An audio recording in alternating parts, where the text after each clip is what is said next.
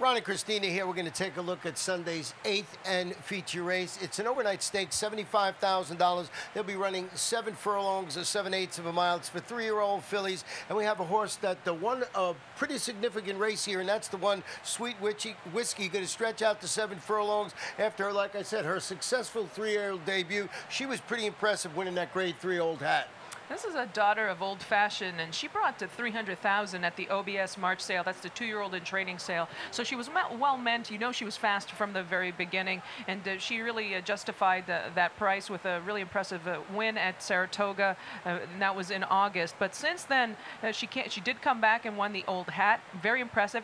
I think the one thing that I have with this filly is to watch her in the paddock and see how she comes in, because the day that she ran in the spin away, she was 4th, well beaten. It wasn't only the slop that beat her. She got very hot and it really unraveled on that occasion, but she was great in the old hat. So it's all about which Sweet Whiskey is going to show up on the day. Well, the weather here, the last couple of days here in South Florida has cooled down a little bit. Might bode well for #1 Sweet Whiskey. The horse I used in second was Thank You Mary Lou. It's making her sophomore debut, the first start since she rallied. She finished 3rd. She was only beaten a couple lengths. That was in the Grade 2 Adirondack, but it was at Saratoga, so it was a while back.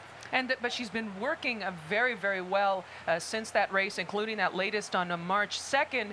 58 and change was the final time. So I'm looking forward to seeing this filly get back on the docket. Mike Maker, he's been super tough to beat, and especially in tandem with Ken and Sarah Ramsey. They've got horses here, they're lights out at Gulfstream Park. But she did have her issues, and I'm looking forward for this daughter of Birdstone to get better as she goes along. Anybody else you're going to put on your trifecta ticket? I'm certainly going to use number seven. That's Whomping Willow. Whomping Willow needed 6 starts to actually break through with a victory. That was last time, but she did it in style. She won by 4.5 lengths. And if you look back 2 races, she was beaten by a horse named In Tune, and In Tune came back, and she won a stake here at Gulfstream. So very nice group of fillies. She's been meeting a very, very nice competition. I think she's going to be in the mix of things too. Well, that is Sunday's 8th and feature race, and it should be quite a day.